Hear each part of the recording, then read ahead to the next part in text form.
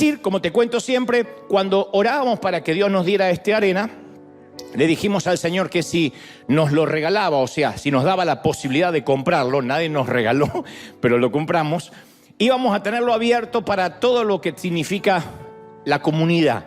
Y entonces cada vez que la ciudad tiene que hacer aquí la alcaldía, los concejales, sus elecciones, se reúnen aquí. Aquí se presentó el nuevo alcalde o la nueva alcaldesa, se reúnen aquí los maestros del condado, se reúnen los colegios públicos, sin ningún gasto, nada, sin ningún costo. Y este viernes, justo me tocó estar aquí, pude estar un ratito antes del comienzo, se reunió todo el condado de policía de Anaheim, donde estaba repleto el arena.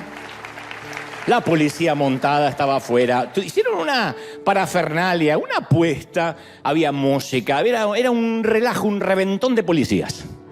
No sé si hay un contrasentido, pero fue maravilloso esto el día viernes. Ellos se reúnen posiblemente una o dos veces al año, pero una de las veces hacen esto, que es Anaheim Confidencial, donde traen un caso a resolver.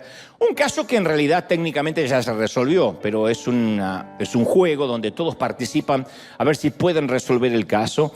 Y esto a beneficio de la policía también de aquí de Anaheim. Así que estaba toda la policía con sus familias. Lástima que no supimos la hora, como digo siempre, porque podíamos pasar los semáforos en rojo, los stop, nadie lo hubiese notado.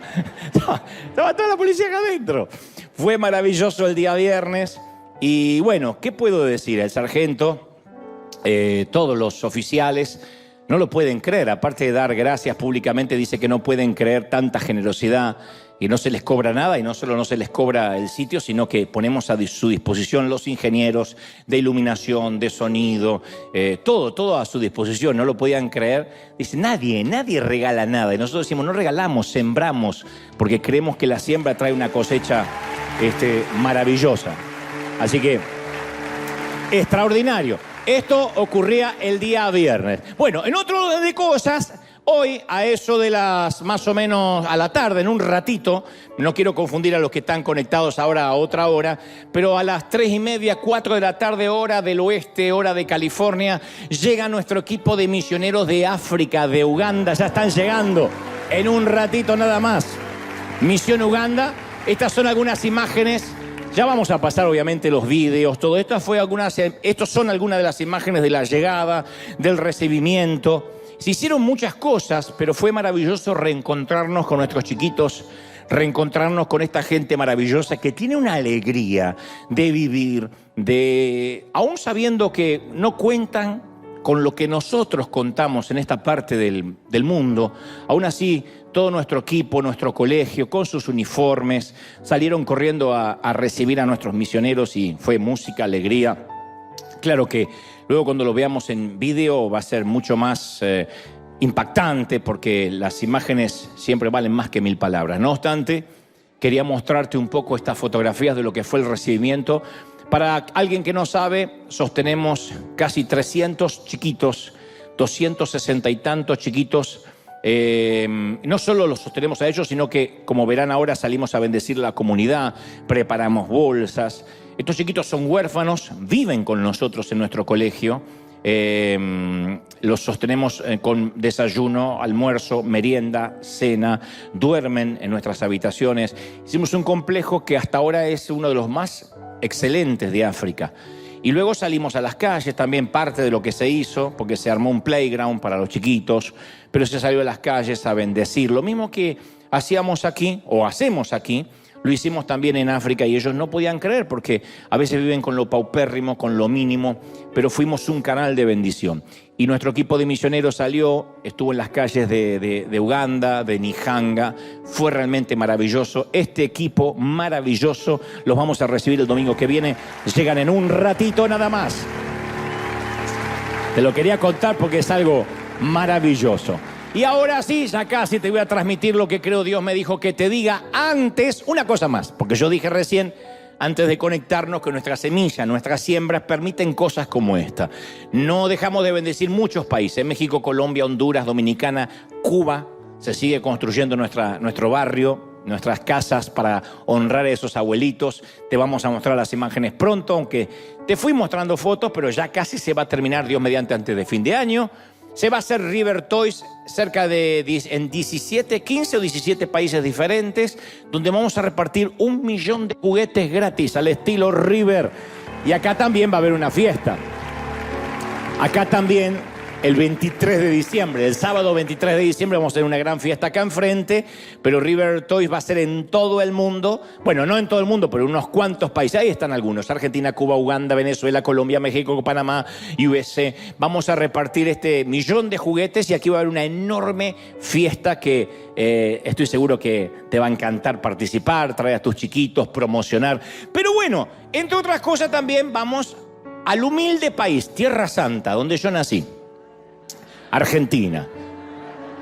Llegamos hasta la isla Maciel, junto al equipo de Más Vida Quilmes, junto con Carly Anacondia, que es quien está llevando adelante esto. La isla Maciel es un lugar muy pobre en Argentina y llevamos bolsa con alimentos, regalos, corte de cabello, llevamos diversión para los chiquititos con un circo de un querido amigo también. Así que quiero que vean esto. Tras estas imágenes de lo que pasó en Argentina, de lo que hace tu semilla allá en mi país, en lo último de la tierra, te voy a transmitir después de esto lo que creo Dios me dijo que te diga. Mirá. Isla Maciel, con más de 10.000 habitantes, atravesada por la marginalidad, atravesada por la prostitución, separado de la capital federal del país simplemente por el riachuelo, uno de los ríos más contaminados del mundo. En otro momento, tiempo atrás, finales del siglo XX, fue un lugar muy pujante, con industria, pero por las crisis que han atravesado tantas veces, hoy hay diferentes niveles de vulnerabilidad y simplemente la gente sobrevive. Isla Maciel era conocido como un centro de prostitución, de delincuencia y de drogadicción. Nos vemos de 9 años que andan en la calle. 12 años sentados en la esquina jugando un juego. Lamentablemente caí en la droga y perdí casa, perdí familia, vendí hasta lo que no tenía. Yo tengo ahora una pensión. Entonces soy muy cuidadoso de decir, bueno, sí o sí, el Israel es el reloj de Dios y esto sucede por tal y cual cosa. A veces, en el afán de querer dar una explicación, uno puede llegar a confundir más. Lo cierto es que ya sea Ucrania, Rusia, Palestina, Israel, siempre vamos a estar orando por las víctimas inocentes de cualquier guerra, de cualquier conflicto. Claro que oramos por Israel, pero no oramos más que por cualquier otro país que el día de mañana pueda estar en conflicto o en guerra. Independientemente de lo que pase a nivel escatológico, apocalíptico, nosotros siempre vamos a orar no solo por las víctimas inocentes, por los soldados, por los muchachos que son reclutados cuando hay un conflicto y cuando nos enteramos a diario de que se cumple la palabra al decir oiréis de guerra y de rumores de guerra, de plaga, de pestilencias. Lo único que puedo decir es que Dios dice alzad los ojos al cielo, que la venida está cerca, que el fin está cerca, pero lo cierto es que siempre oramos, ¿sí? Siempre oramos. Me pronuncio o no me pronuncio en las redes, siempre nuestra oración va a ser por todos los países que están en conflicto y por los que están pasando necesidad. No hace falta ser cool, por decirlo en las redes, sino que oramos siempre sin cesar. Así que esta iglesia sí que está orando por Medio Oriente, como oramos también, no dejamos de orar por Rusia y Ucrania, que no pasó a ser una noticia vieja. Sigue el conflicto y también oramos por ello. ¿Estamos listos para lo que Dios nos va a dar, sí o no? No, hay 2 o 3. ¿Estamos listos? Sí. Muy bien. En este año se cumplieron 2 décadas desde la tragedia del transbordador de Columbia, la nave insignia de la nueva flotilla de la NASA. En la mañana del 1 de febrero de 2003, cuando regresaba a la atmósfera de la Tierra, el transbordador se desintegró, a pesar de que habían hecho algunas misiones anteriores. Un trozo de puma aislante del tamaño de una maleta se había desprendido durante el lanzamiento 16 días antes y perforó una de las alas de la nave. Y el calor intenso del reingreso a la atmósfera hizo que los gases penetraran en el ala, lo cual ocasionó una catástrofe que mató a los 7 astronautas. Y los escombros cayeron a lo largo de Texas, de Luisiana, mientras que miles de personas observaban al cielo horrorizadas. Y varios años después se emitió un reporte conmovedor acerca de la destrucción del Columbia. Dicen que cuando la misión estaba en progreso, cuando todavía los astronautas estaban en el espacio, los especialistas de la NASA se preguntaban si el daño del ala sería fatal, porque lo habían notado, se habían percatado del daño del ala en el despegue. Entonces se preguntaban si iba a haber un problema en el reingreso a la atmósfera. Y el director de aquel vuelo o de aquel proyecto, un tal John Harpole, concluyó con lo siguiente. Él dijo, si el ala está dañada, ya no hay nada que podamos hacer ahora. Los astronautas están en el espacio. Entonces sugiero que no le digamos nada a la tripulación, porque no pueden hacer nada. Es mejor que tengan un vuelo feliz. No podemos preocuparlos de antemano diciéndole que podrían morir inesperadamente al reingresar a la atmósfera, porque tampoco sabemos a ciencia cierta si esto es trágico. Así que no se lo digamos. De modo que la tripulación del Columbia nunca supo que era un caso perdido antes de que su nave espacial se desintegrara a 63.000 metros por encima de Texas. Esta gente nunca se enteró que tenían una sentencia de muerte. Entonces, cuando me llega esta noticia, cuando yo me entero de este reporte, hace muchos años, esta experiencia me presentó un dilema moral, como se los presentó a ellos.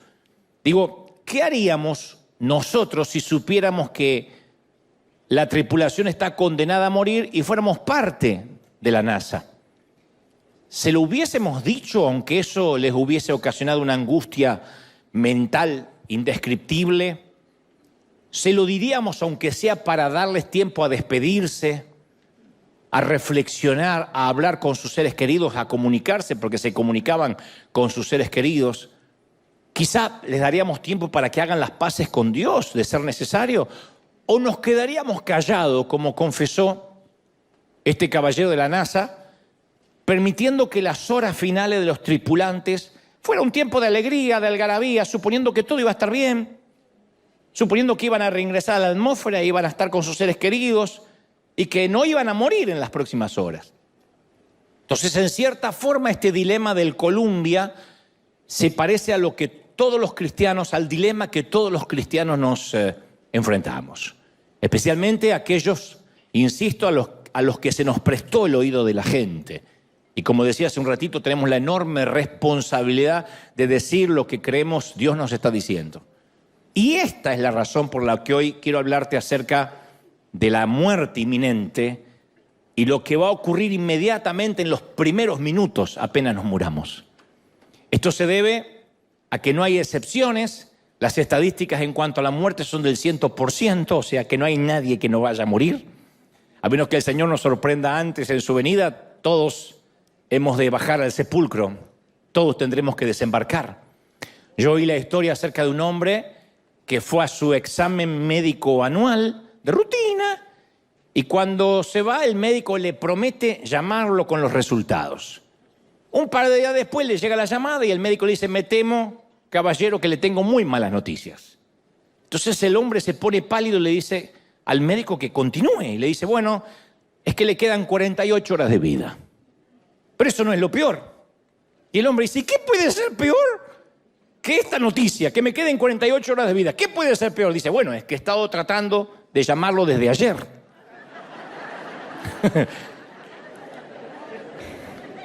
Y más allá del chiste malo, los médicos sí hacen este tipo de llamadas todos los días, pero no con algo risueño como esto, con este chiste macabro o sórdido, sino con noticias mucho más fatales, más sórdidas, ¿no?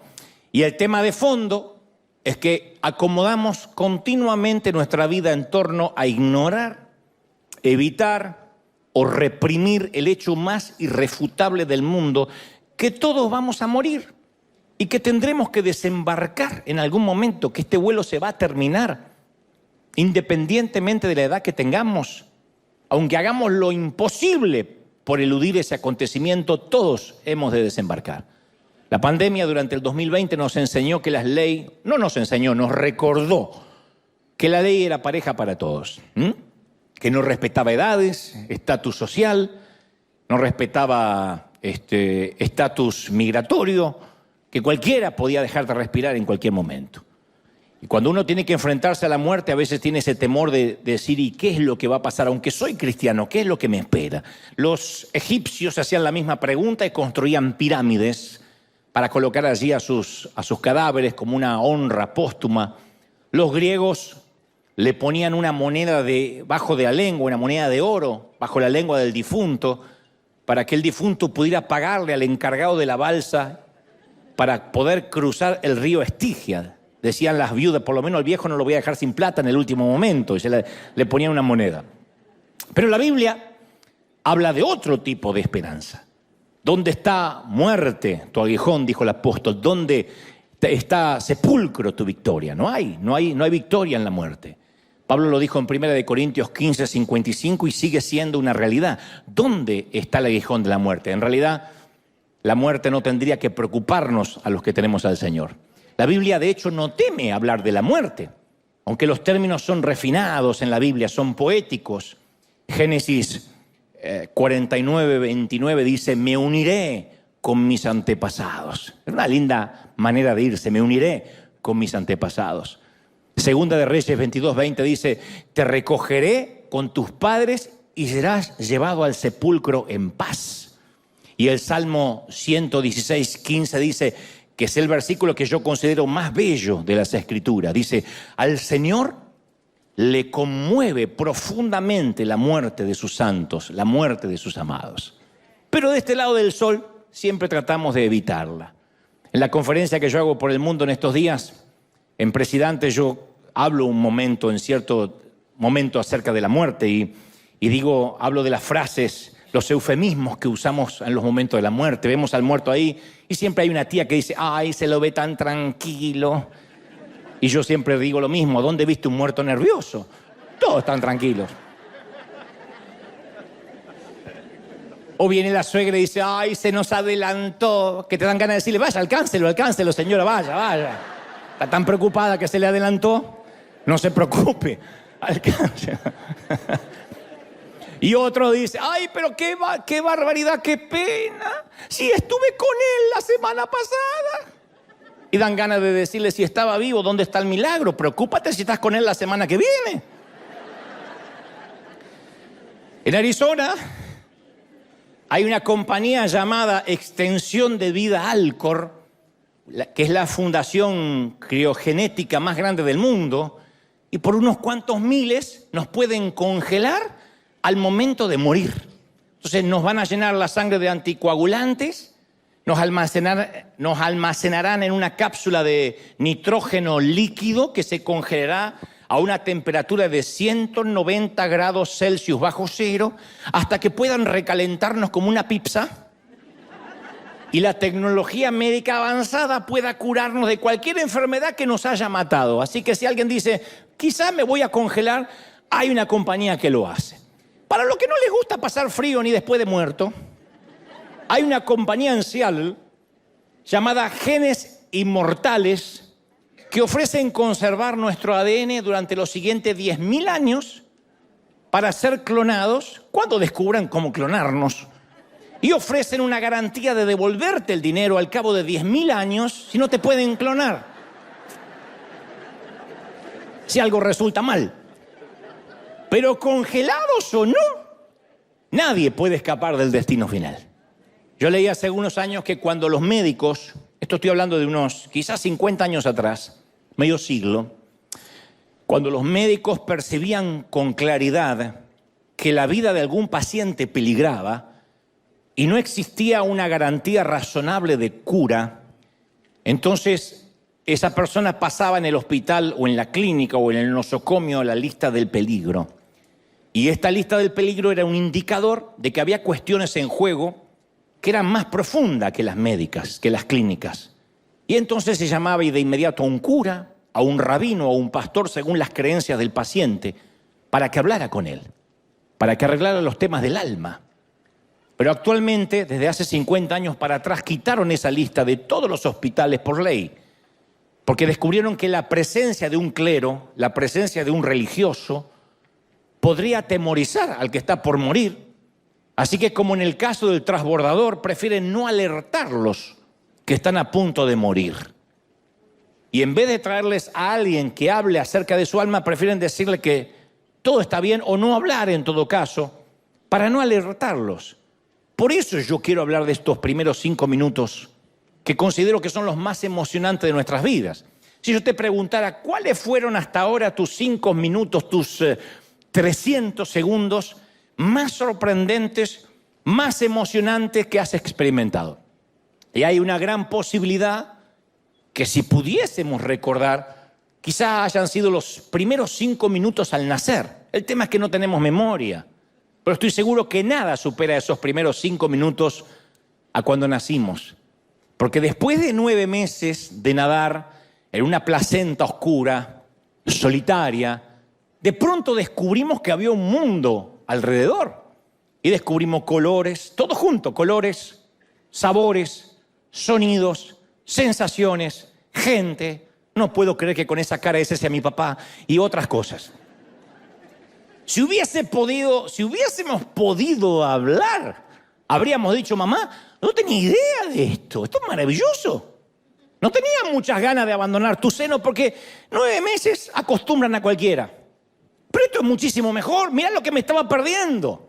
Y por eso yo estoy seguro que los 5 minutos más asombrosos que vamos a volver a experimentar son los 5 minutos después de fallecer, los primeros 5 minutos después de morir. Que yo sé, me está mirando como diciendo, no tengo apuro, yo lo sé. Durante siglos, las mentes más brillantes de la Tierra dedicaron toda su vida en tratar de saber qué hay al otro lado de la muerte. Pero 5 minutos después de haber muerto, lo habremos sabido todos. Todos habremos de descubrir qué hay. Los autores de las Escrituras dicen que para todos los seres humanos esos 5 minutos van a indicar o un destino eterno de gozo indescriptible o una pérdida indecible de mucho dolor. Yo me acuerdo a nuestro director del coro, en la iglesia donde crecí, un viejo gruñón, que no diré el nombre porque debe tener hijos y nietos. Dudo que él esté con vida todavía. Y no sé dónde estará, no sé si lo aguantaron allá arriba o no, pero cuando este director gruñón del coro se sentía frustrado por las pésimas voces de quienes creíamos que cantábamos, pero en realidad estábamos ladrando, lo entiendo. Y él, que era un eximio músico, tenía un oído absoluto, a veces perdía los estribos y decía, mejor que aprendan a cantar, porque en el cielo es lo único que vamos a hacer durante siglos. Y a mí en ese entonces la idea de cantar durante 10.000 millones de años bajo la dirección de este viejo no era la idea que yo tenía para decir qué bruto, qué linda eternidad. No era lo que me gustaba. Otros decían que en el cielo iban a ser horas y horas de culto. Pero no eran este tipo de servicios, eran unos cultos de aguante. Y yo recuerdo que durante mi niñez, a veces el culto, el servicio se extendía por 4 horas interminables, porque el pastor decía, siento de que nos tenemos que quedar. Siempre se manejaba por el desfase hormonal del pastor, no por el horario. Y yo podía escuchar literalmente la voz de Dios diciendo, ya, pastor, deja ir a mi pueblo, libéralos. Por eso me aterraba esta idea de estar de culto continuo. Yo digo, lo que va a ser aburridísimo. Otros creen y consideran que el cielo va a ser como la Florida, un lugar para la gente retirada, con palmeras, cisnes, donde la gente toca el arpa y cuenta historias, las mismas. Una vez alguien me preguntó, yo necesito saber si va a haber fútbol en el cielo. Y yo le respondí, mira, en el cielo no se va a poder mentir, no se va a poder decir malas palabras, ni hacer trampa, por lo cual no puede haber fútbol. Quizá haya fútbol en el infierno, porque allí dice que habrá llanto y rechinar de dientes, así que eso me suena más a la CONCACAF. Es posible.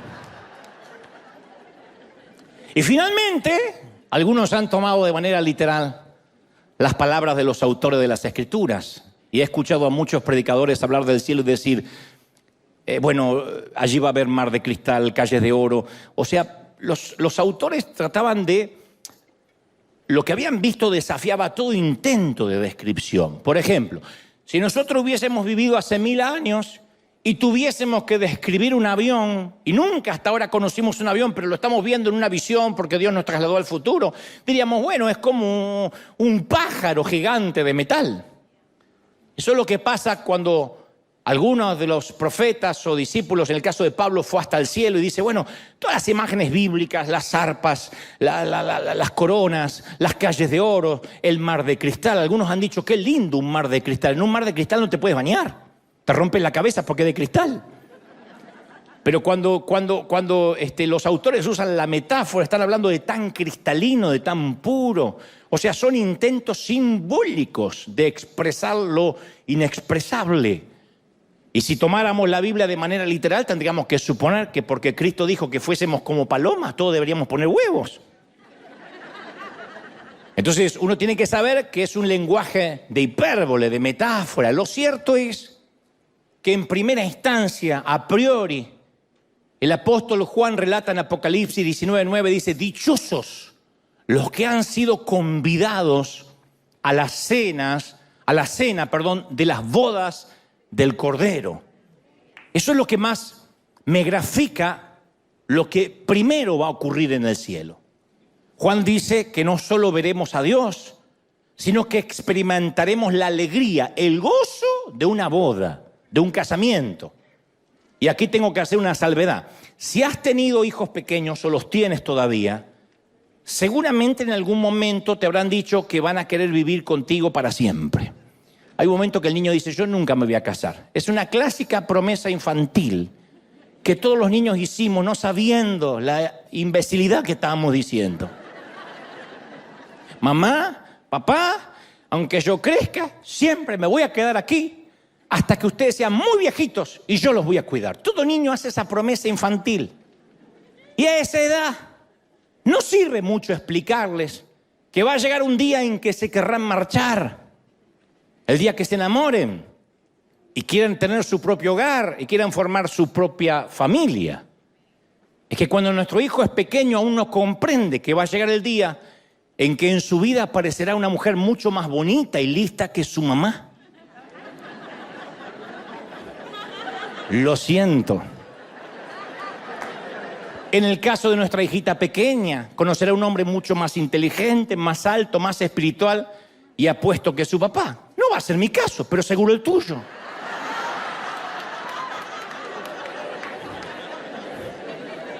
Pero en algún lugar, de alguna forma, llegará ese día. Y un día, mi niña se me acercará para decirme, papá, él es mi nuevo destino. Fui hecha para él. Tengo que estar con él, no me puedo imaginar la vida sin él. Y entonces, como yo soy un papá muy sabio, y si mi hija ya tiene suficiente edad y veo que ya pasó los 45, diré, es el momento. Entra en la vida, en el amor y en el gozo de tu Señor.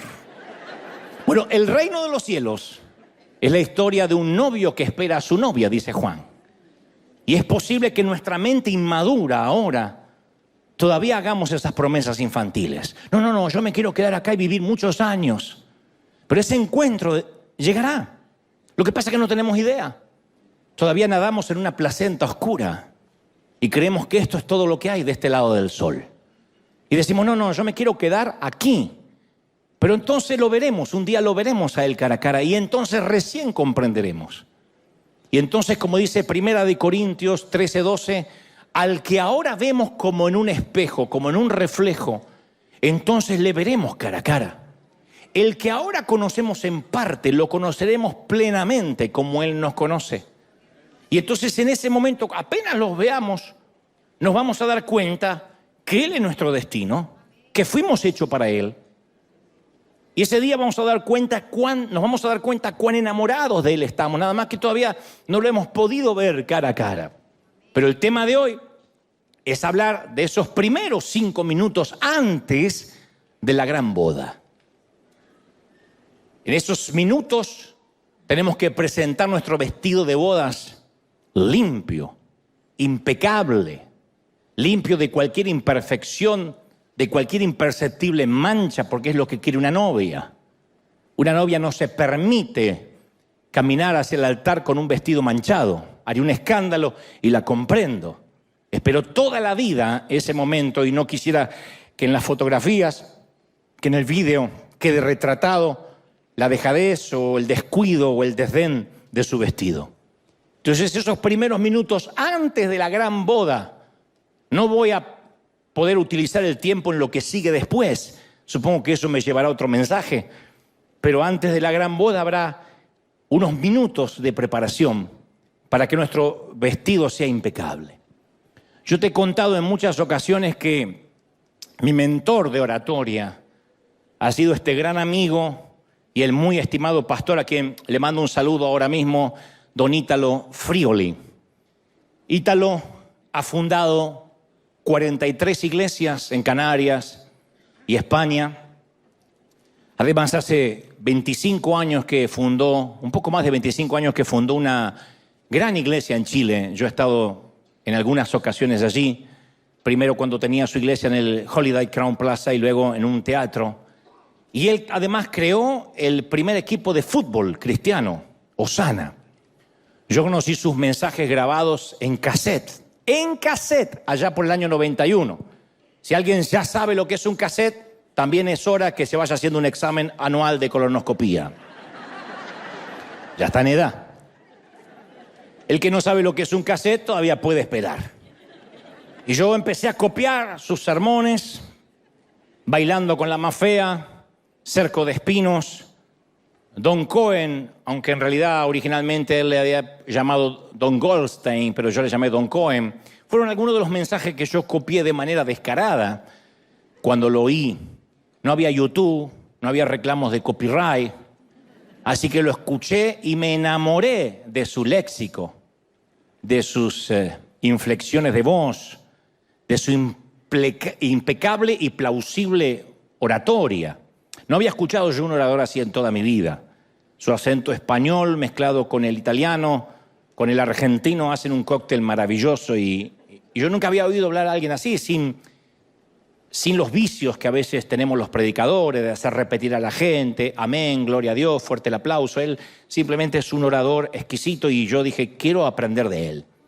Y como todo mentor a quien uno admira, yo le he honrado públicamente cada vez que he podido, de alguna manera.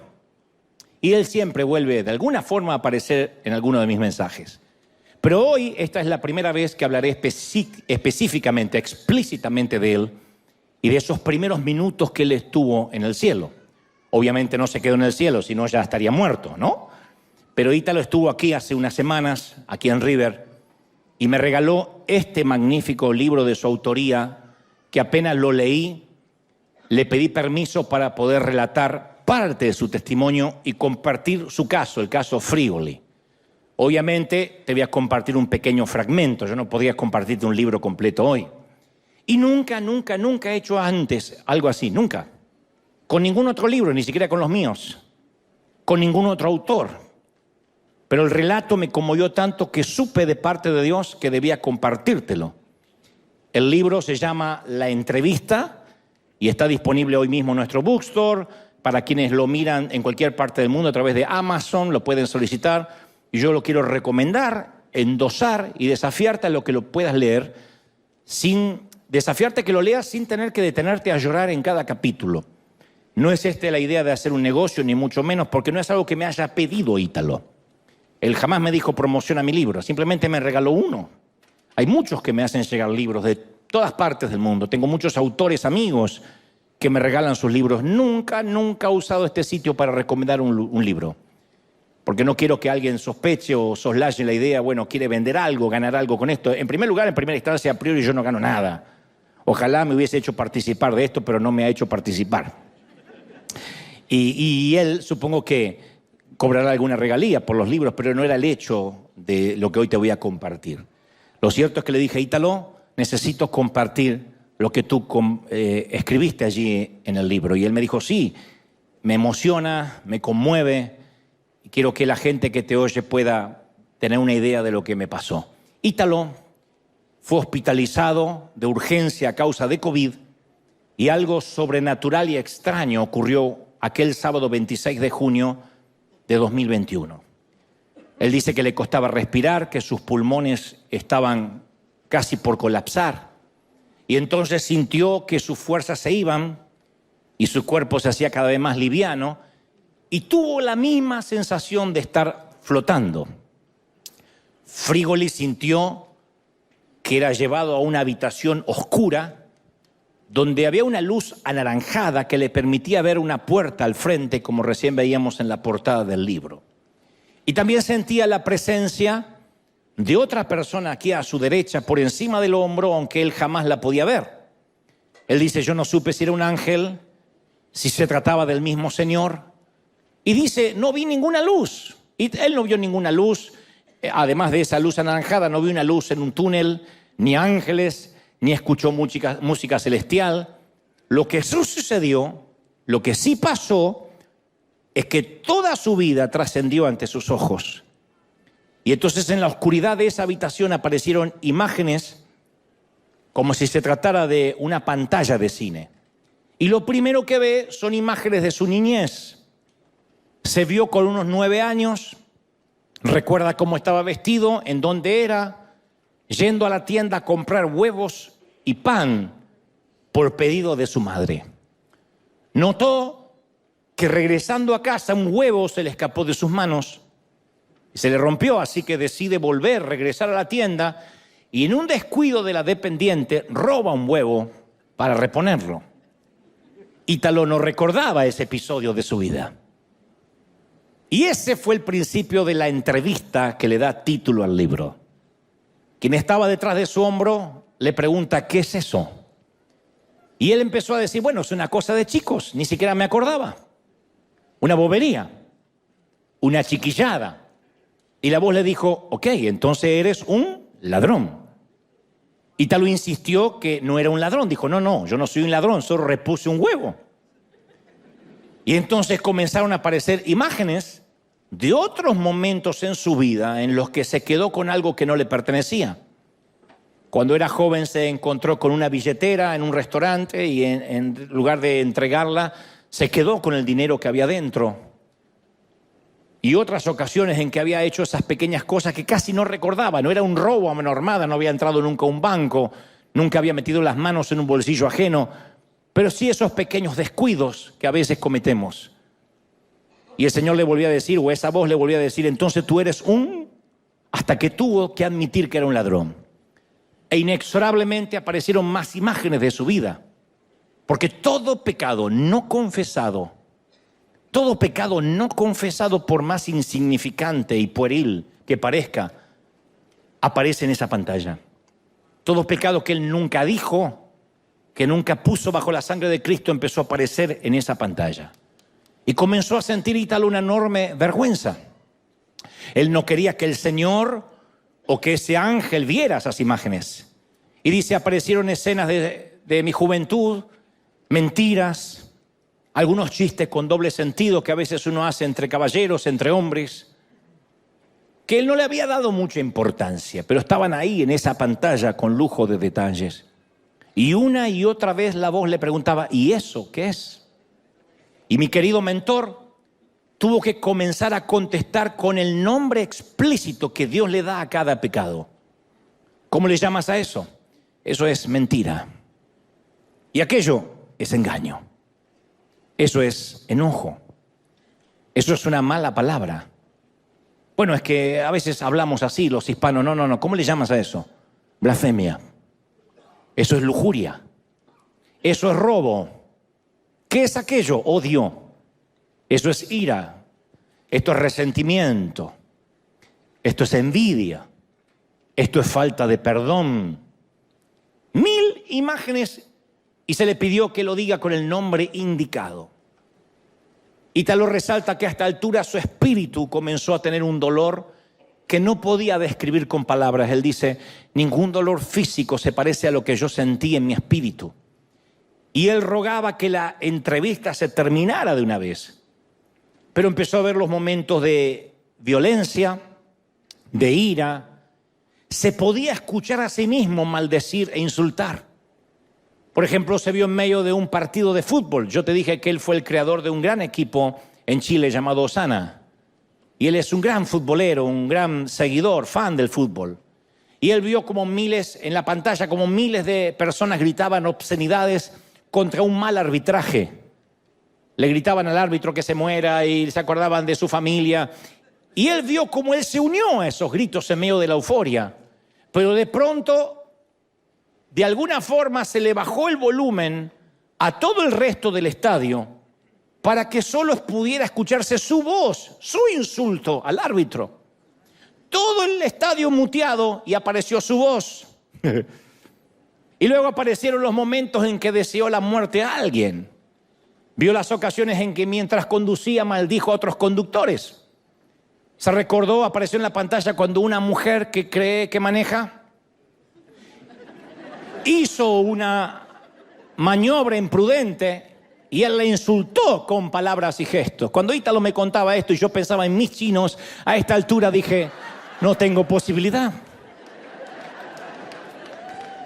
Y el Señor o la voz le preguntó, ¿qué es eso? Y él quería decirles que eran palabras que se lleva el viento, que no significaban nada. Él es de descendencia italiana y los italianos siempre parece que están gritando o moviendo las manos ampulosamente. Es una costumbre también argentina. Pero no pudo excusarse. Le recordó a Mateo 12:36 que dice la palabra, más yo digo que de toda palabra ociosa que hablen los hombres, de ella darán cuenta en el día del juicio. Entonces, ¿cuántos de nosotros hemos deseado el mal a alguna persona en algún momento? Tan solo lo hemos pensado, hemos dicho, bueno, ya le va a ir mal. Como hizo las cosas, no merece que les hagan las cosas bien. Ya voy a ver cómo cae. Siéntate en el umbral de tu puerta y verás pasar el cadáver de tu enemigo. Lo decimos como si fuera un proverbio bíblico. Dudo que se recupere de esa enfermedad. Está pagando lo que hizo. Y esas palabras, esos pensamientos se empezaron a reflejar en la pantalla. E inmediatamente le vino a la mente Mateo 5:22 cuando Cristo dijo, pero yo digo que cualquiera que se enoje contra su hermano será culpable de juicio. Y cualquiera que le diga necio a su hermano será culpable ante el concilio. Y cualquiera que le diga fatuo, que es lo mismo que decir torpe, imbécil, menso, quedará expuesto al infierno de fuego. No es esta una ley mosaica, no es la ley de un viejo profeta, es el Señor. El Señor puso a la ira, al enojo, a las palabras insensatas, al mismo nivel que el asesinato, porque todo eso se origina en el corazón. Y nosotros lo tomamos como algo liviano, decimos, bueno, uno dice tantas cosas, pero Dios sabe que de la abundancia del corazón habla la boca. Y también en aquella entrevista Ítalo oyó con su propia voz hacer promesas que nunca cumplió. ¿Cuánto hemos hecho promesas que no cumplimos? Tal vez nosotros nos olvidamos, pero no Dios. Hay personas que dicen, si Dios me da este empleo, yo prometo diezmar fielmente. Y luego Dios los bendice, diezman un par de veces y luego se olvidan, ya está. Otros dicen, no, si Dios me bendice o me sana o trae esta sanidad a mi familia, yo voy a ser fiel, voy a servirle y luego nos olvidamos. Ítalo también recordó una vieja costumbre que tenemos los líderes y los pastores, y es decir, voy a estar orando por tu situación, a veces por sacarnos a alguien de encima. Sí, voy a estar orando, ore por mí, voy a estar orando.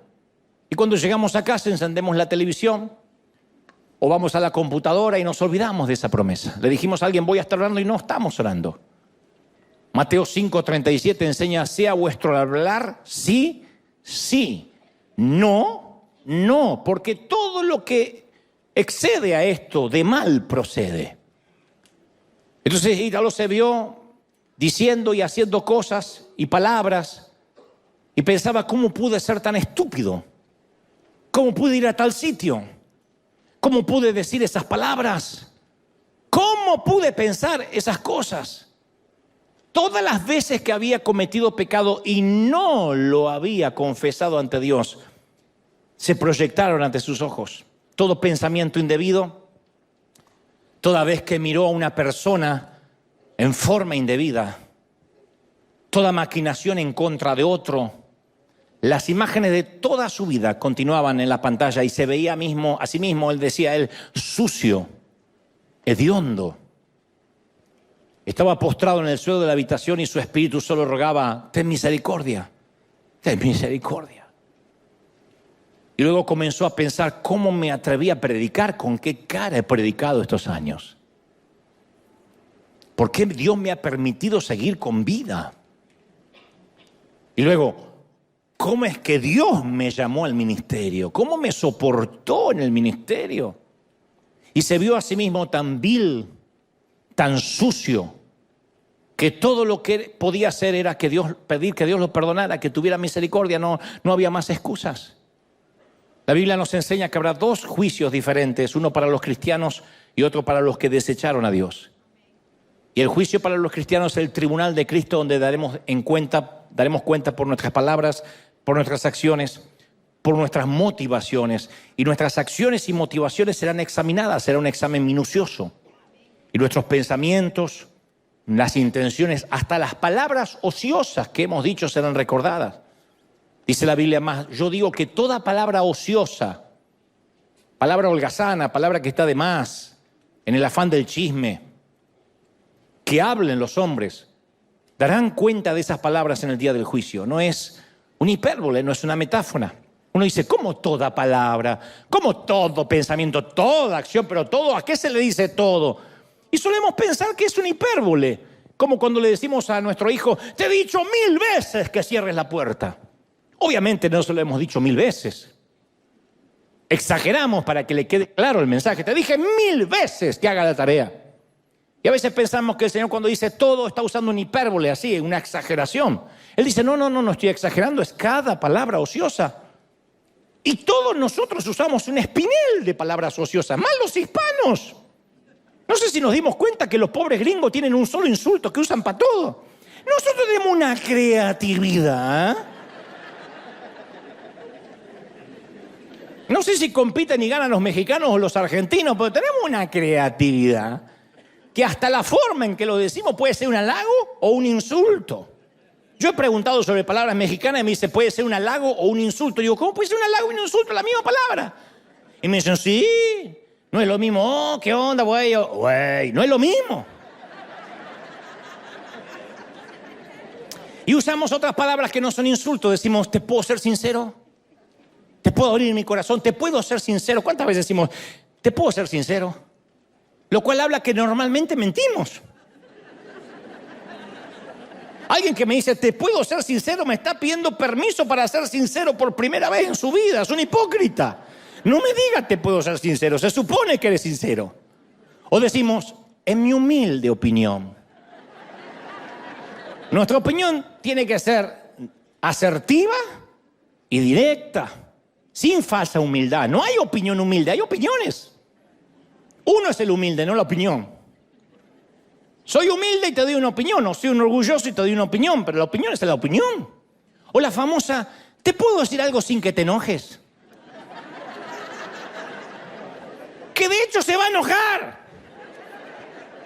Porque no hay peor cosa que intentar controlar las emociones del otro. Te voy a decir algo y estoy esperando y dando por sentado que no te vas a enojar. ¿Quién soy yo para manejar tus emociones? Si tengo que decir, te puedo decir algo sin que te enojes, es porque yo sé que eso te va a herir. O mínimamente te va a enojar. Ay, sí, no me enojo, estás más gorda. ¿Qué te va a decir? Palabras ociosas. Como dicen en las redes, con todo respeto. Con todo respeto, deje de predicar boberías o se va a ir al infierno. Con todo respeto. Si tenemos que anteponer con todo respeto, es porque no tenemos nada de respeto. El respeto no se anuncia. El respeto se tiene o no se tiene. Si yo te tengo que decir con todo respeto, el respeto no se anuncia. El respeto se tiene o no se tiene. O el popular, ¿dicen qué? Dicen que... ¿Quiénes dicen? Dicen que esto que pasa en Israel, dicen que la pandemia, ¿quién? Dicen, ¿qué noticia? En internet. O tenemos fuentes fidedignas, o estamos hablando de chismes, repitiendo rumores baratos. Y el Señor dice, toda palabra daremos cuenta. Habacuc dice, el profeta dijo que ni siquiera Dios puede mirar el pecado. Ezequiel es aún más directo y dijo, el alma que pecare, esa morirá. Y en el cielo no puede entrar sombra de pecado. A las bodas del Cordero no puede entrar sombra de pecado, porque eso traería muerte y en el cielo no hay cementerios. Y como en el cielo no hay cementerios, no puede entrar por esa puerta que veía Ítalo, sombra de pecado. Pero ¿qué hacemos nosotros en nuestra vida cristiana? Lo relativizamos. Decimos, bueno, Él conoce mi corazón. Juzgamos al otro por sus acciones, pero nos autojuzgamos por las motivaciones. Decimos, ¿cómo pudo hacer tal cosa? Pero tú hiciste lo mismo. No, pero yo no quise hacerlo. Yo lo hice de corazón. O decimos, yo no vivo bajo la ley, vivo bajo la gracia. Pero terminan siendo excusas banales, porque a veces tenemos más temor de ser descubiertos por el pastor que por Dios. Y creemos que Dios es nuestro Padre, pero no creemos que es nuestro juez. Y entonces tratamos de pasar por la vida negociando con nuestros pecados. Y entonces esto se debe a que pensamos que porque alguna vez hicimos una oración del pecador, todos los pecados que cometamos de ahora en más ya no importan. Es cierto que el Señor murió por los pecados que hicimos, por los que estamos cometiendo ahora y por los que vamos a cometer, pero eso no nos exime de confesar y pedir perdón. Soy hecho nueva criatura cuando llego a Él y a partir de ahí, todos los días, tengo que presentarme ante el Señor y cubrirme con la gracia. Claro que este es un mensaje de gracia, pero la gracia no viene por sí sola si yo no sé que estoy infringiendo la ley. Pablo dijo, ¿cómo valoraréis la gracia si no conocéis la ley? Si uno no sabe qué ley está infringiendo, la gracia no le va a tener ningún valor. Pasa como con nuestros hijos criados en este país.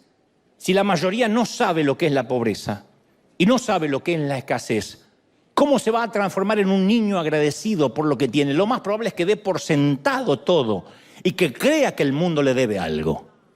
Y hay muchos que no saben lo que están transgrediendo. No saben lo que hicieron, por consecuencia pisotean la gracia, porque la gracia para ellos no significa nada. Si tú no sabes que tienes cáncer, no vas a valorar el tratamiento contra el cáncer. Te da lo mismo si nunca supiste que tenías metástasis.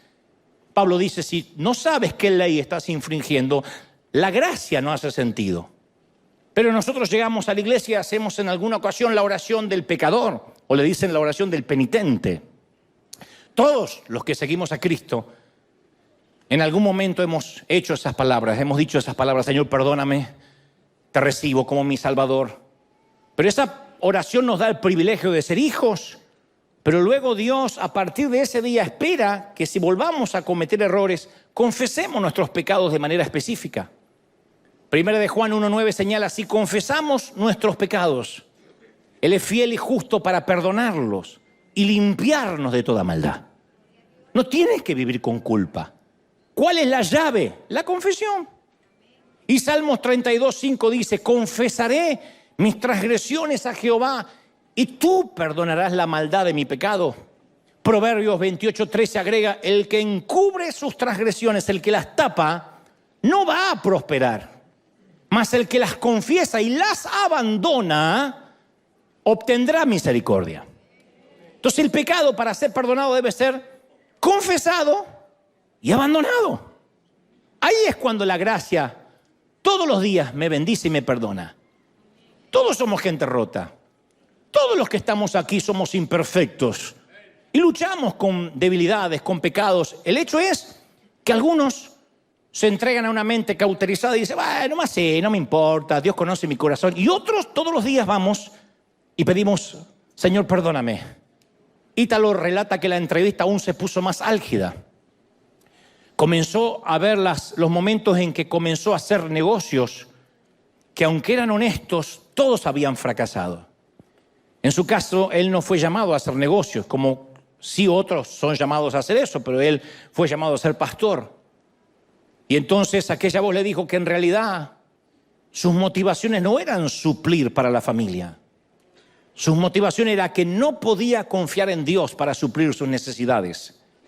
Y aquellos negocios extras, en su caso, eran una suerte de plan B, por si algún día Dios dejaba de bendecirlo. ¿Qué tal si algún día Dios me deja de bendecir? Por lo menos tengo la casita, por lo menos tengo tal cosa. Había ofendido al Señor con su falta de fe en Él, lo había herido. Y dice Ítalo, y hubo un silencio largo, esos silencios intensos que solo ocurren cuando herimos a un ser amado. Luego le mostró las veces en que se había distraído y había perdido el enfoque de su llamado. Le mostró las personas que había dejado entrar a su círculo, a su vida, y que no eran de bendición, sino eran de distracción. Dios no le empezaba a hablar ahora de pecado, sino de peso. Pablo dice que seamos libres de todo pecado y del peso que nos agobia. El pecado es lo que podemos reconocer. El peso son aquellas cosas que nos distraen. No son pecado etimológicamente, pero nos distraen, nos desenfocan. Ítalo solo le rogaba el perdón a Dios. Y no supo cuánto duró aquella entrevista, pero cuando terminó, dice, yo me sentí más limpio que nunca. Sentí un gozo indescriptible que no tuve en toda mi vida de cristiano, una euforia inusitada. Y todo ese dolor de su espíritu se transformó en una gran alegría. Sintió una enorme paz.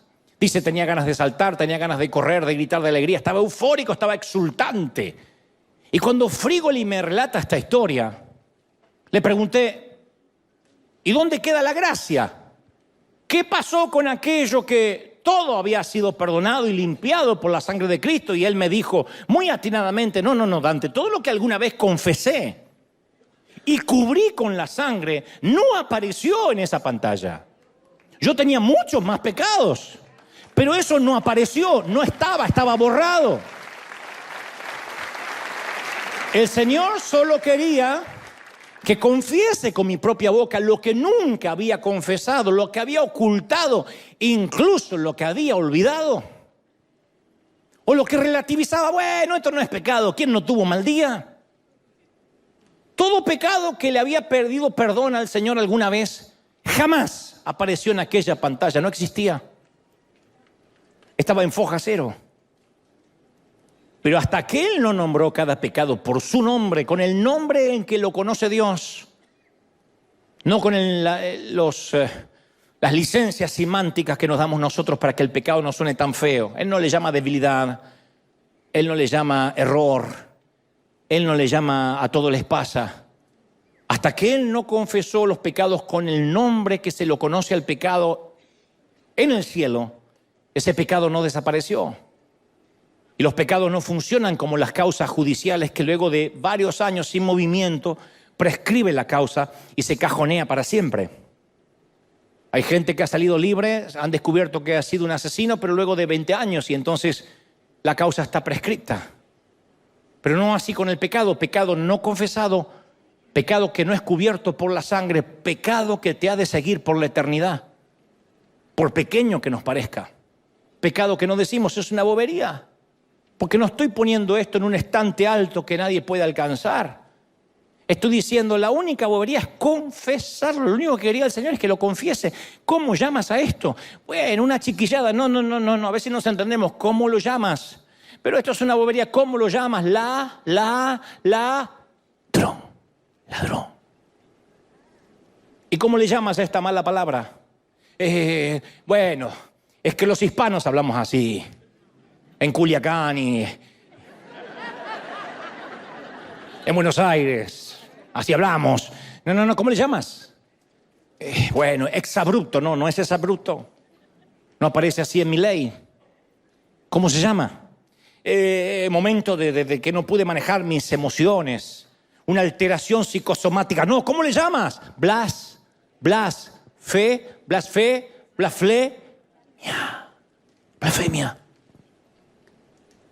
Y hasta que no lo confieses, eso va a estar ahí, arruinando tu foja, manchando tus vestidos para las bodas.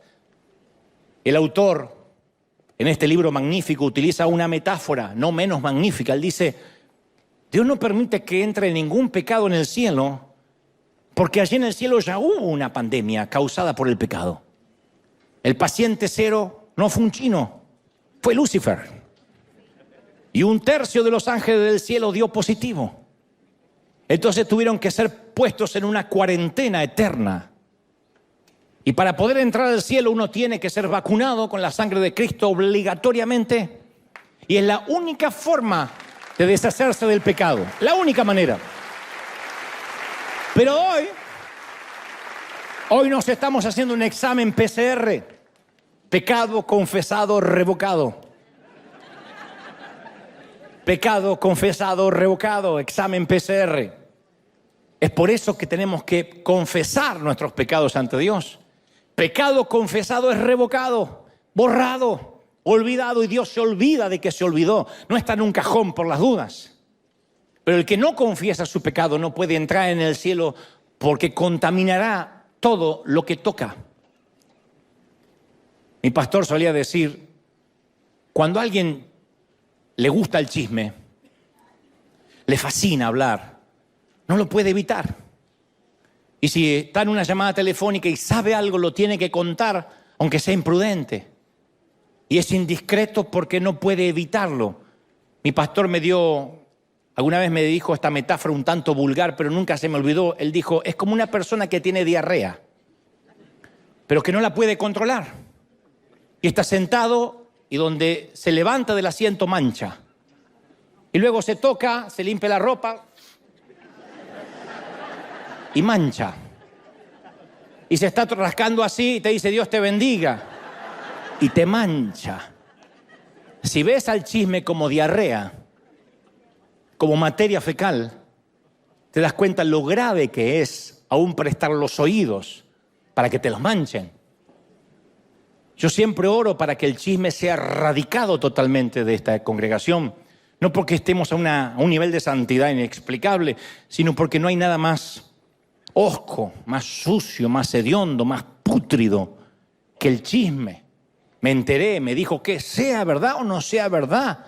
No nos corresponde a nosotros ser jueces, ni hablar de nadie a los que no nos consta que tengamos que juzgarlos. Entonces, cuando uno no confiesa, es puesto en cuarentena eterna. Y Dios no puede permitir que el pecado, por más pequeño que sea, pueda entrar en el cielo. Algunos dicen, bueno, yo sé que tener esta elección sexual, esta inclinación, es pecado, pero es que yo nací así. Y por eso Cristo, sabiendo que podríamos decir eso, cubrió esas bases y dijo, no hay problema, tengo la cura. Te es necesario nacer de nuevo. Te es necesario nacer otra vez.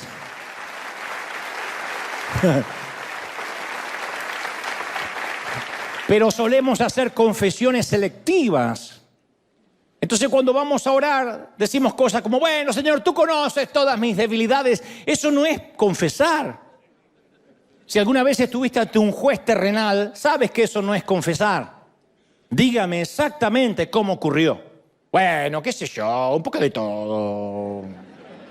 No, tienes que confesar. Eso irá a la carátula de tu expediente. Pero nosotros vamos ante Dios y seleccionamos los pecados que nos agradan y los justificamos en vez de confesarlos. Hay pecados que confesamos, pero hay otros que no, porque siguen siendo nuestros favoritos. Hay pecados que nos resultan atractivos. Hay algunos que son hediondos, pero hay otros que nos resultan atractivos. Y entonces seguimos viviendo en inmoralidad. Seguimos chismeando, seguimos mintiendo, seguimos ingiriendo pornografía. Hay una encuesta reciente de una encuestadora muy importante, Barna Group, que arrojó que el 77% de los cristianos, tanto hombres como mujeres, miran pornografía por lo menos una vez al mes. El 36% ven pornografía a diario. El informe revela que el 57% de los pastores admitieron en algún momento luchar con pornografía o lo están haciendo actualmente. El 90% de los líderes opina que la pornografía es un problema mayor que en el pasado. Y la mayoría de los líderes evangélicos reconoce que su consumo de pornografía afecta negativamente su ministerio, su familia, sus hijos. El 68% de los pastores que lo practican reconocen sentir mucha vergüenza y más de la mitad viven con el constante temor de ser descubiertos. Mateo 5:28 dice, yo digo que cualquiera que mira a una mujer para codiciarla, ya adulteró con ella en su corazón. Entonces cuando Dios le pregunta a Ítalo sobre sus pecados no confesados, usó los nombres que están en la Biblia y no los nombres inocuos, inofensivos que a veces le damos nosotros para que no suenen tan mal. Hay pecados que confesamos y están aquellos que cobijamos en nuestro corazón porque los queremos seguir practicando. Insisto, para que quede claro los pecados que Ítalo confesó alguna vez. Los que estuvieron desde la cruz para atrás, desde que él aceptó a Cristo, desde muy niñito, desde antes que se le rompiera aquel huevo y fuera por otro. Todos los pecados anteriores a eso que él había confesado no aparecieron en la pantalla. Incluso los pecados de adulto que él confesó no aparecieron. Pero por alguna razón los que no lo hizo, aparecieron centenares de ellos. Finalmente, Ítalo dice que al final de aquella entrevista fue hacia la misteriosa puerta para poder abrirla. Pero en ese momento aparecieron diferentes cosas que no había terminado aquí en la tierra, cosas que no vienen al caso hoy, pero están graficadas en el libro, y él tuvo la opción de no abrir la puerta. Y cuando decidió no abrir la puerta, esa voz le dio una serie de instrucciones sobre qué hacer. Personas con las que tenía que hablar, otras las que tenía que pedir perdón. Algunas les debería dar un llamado de advertencia. Y entre otras cosas le pidió que no pierda tiempo, en su caso, en redes sociales. Y dice él, yo nunca haré un dogma ni una doctrina de esto, pero Dios me pidió especialmente TikTok. Ítalo me contó que apenas despertó en el hospital, de inmediato pidió su celular. No pidió hablar con su esposa, con su celular rápido, y quitó esa aplicación ahí mismo porque era lo único que podía hacer en ese momento en la cama. Todo lo demás lo iba a hacer cuando se repusiera. Dice él, yo no haré una doctrina de esto, no voy a predicar por allí diciendo TikTok es satánico necesariamente, pero en mi caso me causaba distracción y no lo dudé. No está haciendo una doctrina, digo, pero el pedido fue específico. Distracción. Todos en algún momento hemos hecho algo estúpido, todos. Frigoli confiesa que estando en esta entrevista se dio cuenta de la cantidad de cosas estúpidas que había hecho toda su vida. Siendo cristiano, ¿cómo pude haber hecho tal cosa? ¿Cómo pude tomar esa decisión absurda? ¿Cómo a veces no nos damos cuenta que por no confesar nuestros pecados estamos obligados a vivir con las consecuencias de esas decisiones? Por no confesar. Porque este mensaje no tiene la idea de que todos se vayan con una culpa atroz. Si te vas con una culpa atroz, no entendiste lo medular del mensaje. Hay que confesar. Señor, este es mi pecado. Soy adúltero, soy fornicario, soy un chismoso, un mentiroso. Deseé la muerte a veces de alguien, soy un homicida. No digas, bueno, es un deseo, en realidad no quería que pasara. Soy un homicida. Soy un ladrón. Me quedé con un vuelto de más, me di cuenta que se equivocó con la muchacha con el cambio y dije, lo tomo como bendición de Dios. Soy un ladrón. La Biblia menciona que cuando Esaú cambió su primogenitura por un plato de guisado, luego intentó arrepentirse de esa decisión con llanto, con lágrimas, pero no encontró el perdón. Hebreos 12:16 dice el escritor, porque ya sabéis que Esaú, aún después deseando heredar la bendición, fue desechado y no hubo oportunidad para el arrepentimiento, aunque la procuró con lágrimas. Entonces yo creo que llega un momento en la vida, y coincido y adhiero a lo que dice Frigoli, que a veces es demasiado tarde, que aunque busquemos la oportunidad de arrepentimiento con llanto, es tarde, pero no tarde porque la gracia se ha acabado, no se ha acabado todavía de este lado del sol. Es tarde para aquellos que sabiendo hacer lo correcto no lo hacen, e igual siguen en inmoralidad. Y a veces una respuesta emotiva un domingo, levantar las manos, no es un cambio de mente, porque las lágrimas no siempre son el indicador de un cambio interior. Las lágrimas a veces pueden ser de remordimiento, no de arrepentimiento. Las lágrimas de remordimiento es sentirme con culpa. Las de arrepentimiento es sentir vergüenza ante el Señor. Dame una oportunidad. ¿Y cuántas veces hemos visto a gente con lágrimas decir, no lo vuelvo a hacer nunca más? Y 3 días después vuelve a hacer lo mismo, porque ha perdido el temor de Dios, porque cree que Dios es un títere que puede ir a buscar cuando quiere, porque no se arrepiente y dice nunca más. Podemos llorar y podemos mentir a la misma vez, no te quepa la menor duda. Pero mientras no nos arrepintamos y confesemos, siempre vamos a volver a lo mismo.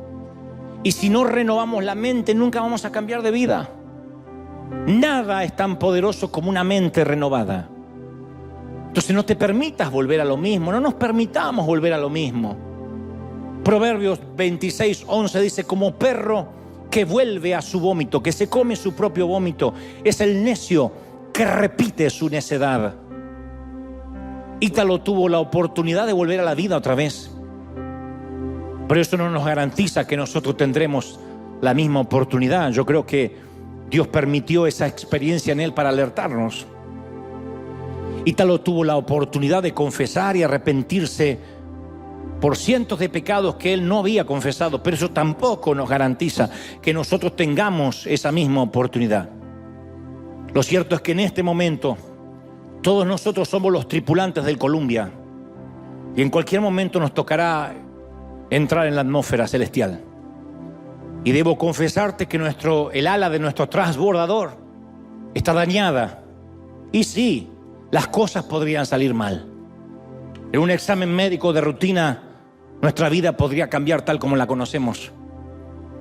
Y por eso, y en el afán de no preocuparte, yo no quiero ocultarte tu situación y mi situación de emergencia, que nuestra nave se podría desintegrar en cualquier momento. Y ahora, hoy, en este preciso momento, tenemos que poner las cuentas al día con nuestro Dios. Este no es un mensaje para que te vayas a llorar toda la semana. Es un mensaje para decir, yo me voy a cruzar esta puerta con alegría, con el mismo gozo que tuvo Ítalo cuando confesó el pecado. Entonces vamos a tomar un tiempo para decir, ahí, a donde tú estás, no te estoy pidiendo que se lo digas a nadie, solo a Dios. Señor, este es mi pecado. No le busques nombre, no busques excusa, no te está preguntando el por qué. Dios dice, tan solo dime el nombre y mi sangre lo cubrirá. Pero si no está claro el nombre de tu pecado, mi sangre no lo puede cubrir. Yo no cubro brotes psicóticos. Mi sangre no cubre momentos de debilidad que tú ya sabes. Mi sangre cubre pecados. Y si tú quieres ser limpio de todo pecado, estamos a una oración de distancia, a un paso de pedir perdón, aquí y en casa. Cuando Ítalo me contó esto, en vez de escuchar música en el automóvil, me dediqué a recordar pecados. Señor, ahora me acuerdo de esto, nunca hablamos de esto. Y también me viene a la mente esto otro, y Espíritu Santo, ayúdame, como decía David, aún de pecados que me fueron ocultos, que no me di cuenta. Y no para sentirme culpa y hacerme sentir un gusano. El Espíritu Santo inmediatamente trajo a mi mente cosas que hice, que hago a diario. Digo, hoy Señor, yo no pensé que estaba mal, pero está bien, no quieres justificación, perdóname. Soy un chismoso. He tenido celos, he tenido envidia. He procurado que a fulanito le vaya mal porque me hirió. Y entonces yo quiero que le vaya mal y en el fondo quiero que le vaya mal. Y cuando alguien me cuenta que le está yendo mal, alegra mi corazón. Y eso sé que no te agrada. He sido un envidioso y he sido un asesino. Porque he deseado con todo placer que le vaya mal y que si se muere vamos a celebrar. Y el Señor empieza a hablar a mi corazón y me dice, arregla esto y arregla lo otro. Y sabes, no es una operación quirúrgica de horas. No te estoy diciendo que tienes que hacer una caminata, una esfinge, ni que tienes que rezar tantos Aves Marías, ni tener un rosario en la mano. Es solo, Señor, ten misericordia. Sé propicio de mi pecador. Y los que están dispuestos, háganlo en esta mañana. En casa, en sus hogares, ten misericordia. Sé propicio de mi pecador. ¿Dónde estás? Ponte en pie. En casa también me gustaría que te puedas poner en pie si estás en la sala o en el comedor. Si puedes doblar las rodillas en casa, tanto mejor. Aquí nos vamos a poner en pie. Y hemos de utilizar los últimos minutos para que esta no sea una oración repetitiva que le hacemos, bueno, al pecador. Todos nosotros necesitamos una oración nueva de arrepentimiento. Pero podemos orar genéricamente, pero tú puedes orar y yo puedo orar por los pecados que sabemos. Perdóname, Señor. Mira mi mente vagabunda. Mira mis ojos impuros. Límpialos con colirio del cielo. ¿Cuesta horrores? Sí, porque uno se siente muy mal. Si ahora el Espíritu Santo te está haciendo sentir pésimo y hediondo, entonces estamos reviviendo la experiencia de Ítalo. Significa que el final va a ser bueno. Te vas de aquí en unos minutos con alegría, con gozo. Porque un pecado que confieses inmediatamente revocado. Dile al Señor, Señor, este es mi pecado. Ora al Señor unos momentos, voy a dejarte unos minutos aquí en casa para que ores conforme el Espíritu Santo te muestre. Si no te acuerdas, dile, Señor, de lo que no me acuerdo también, perdóname, pero lo que te viene a la mente inmediatamente, perdóname, Señor. Nadie mira lo que yo consumo en la computadora, pero tú sí. Perdona, Señor. ¿Esto se llama? ¿Cómo se llama? Lujuria. Lujuria. Dile, Señor, perdona la lujuria. Y cuando tú mencionas los pecados vas a ver como el efecto Frigoli. Le voy a llamar hasta el día que me muera el efecto Frigoli, porque este testimonio me ha impactado. Y nunca había hablado durante todo un mensaje, decía, del testimonio de otra persona, pero respeto a este hombre, respeto a este caballero y sé que no exageró, no agregó, no ocultó un ápice de lo que creo es la revelación que Dios le ha dado, y yo hoy te transmito a ti y a los que están mirando. Dile, Señor, limpia mi vida, perdona mis pecados. No importa si eres católico, ateo, musulmán, protestante. Dile, Señor, perdona mis pecados. Si hemos de ir a las bodas del Cordero, hemos de ir con las vestiduras limpias. Yo quiero estar en las bodas. Y no sé si mi puerta será naranja o azul o de qué color, pero quiero atravesar esa puerta sabiendo que no hay sombra de pecado que pueda entrar. No hay pandemia que pueda expandirse en el cielo. No hay muerte, por eso no hay cementerios. Señor, límpiame. Y sé que por mis propios medios, con doctrina, nunca seré limpio, porque somos de la naturaleza de los que pecan. Los que tienen hijos pequeños o lo han tenido saben que un niño puede mentirte a los 3, a los 4 años. Fue mi hermana. Maestra, el perro me comió la tarea. Mi mamá estuvo enferma y por eso no pude hacer la tarea. 3, 4 años. Son egoístas, se pelean con sus hermanos. ¿Quién les enseña? El Señor dijo, vuestra naturaleza es pecar. Eso es lo que hacemos, a eso nos dedicamos, a pecar. Y el Señor en el Sermón del Monte dijo, no podréis ser justos como vuestro Padre en el cielo, si no es a través del Hijo. Dile, Señor, limpia mi vida ahora. Tu gracia me alcance.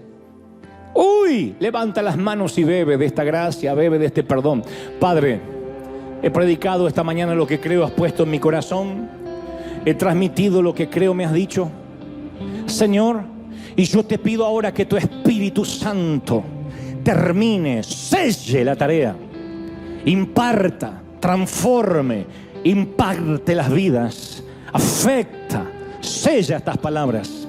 He hablado lo que me has dicho, pero sé que tu Espíritu Santo ahora hace otra tarea. Toca jóvenes, niños, ancianos, a los que están llorando del otro lado de la pantalla, en su casa, en sus hogares. Tú, Señor, lo haces y nos limpias y nos purificas. Vamos, vamos, vamos. Yo siento que en esta confesión viene el gozo del Señor. Porque Ítalo lo sintió, porque yo lo he sentido. Porque te hace una euforia como que has vuelto a nacer. Y tú dices, wow, podría vivir con esto. Y el Señor dice, puedes vivir con ello. Solo ve a mi presencia todos los días. Antes de dormir, no sea Netflix lo último que hagas, sino tus rodillas diciendo, Señor, límpiame, perdóname, aún de lo que no me doy cuenta. Uy, y cada mañana antes del café, Señor, ayúdame a vivir como tú quieres que viva. Sé que voy a meter la pata, pero dame sensibilidad para decidir, para tomar buenas decisiones. Ayúdame. Y entonces verás lo que es la santidad por gracia, no por doctrina, por gracia. Y es una fuerza sobrehumana que Dios dice, yo te estoy santificando, yo te santifico. Y quita el chisme, y quita la ansiedad, y quita la lujuria, y quita todo aquello que estorba al Espíritu Santo. Vamos, levanta las manos y bebe, bebe, bebe, aquí en casa. Padre, gracias por esta mañana, gracias por tu bendición, por tu gloria, por los jóvenes, por los niños, por tanta gloria en este sitio. Nos alineamos, nos calibramos contigo. Gracias, Señor, por esta palabra. Gracias por permitírmela transmitir a través de mi hermano y mi pastor Ítalo. Gracias por lo que nos has dado, por este sencillo mensaje, por estos rudimentos, por este ABC, por este volver a las bases, por esto fundamental que nos has hecho recordar. Te doy gracias. Bendice, Señor, a River, bendice esta congregación.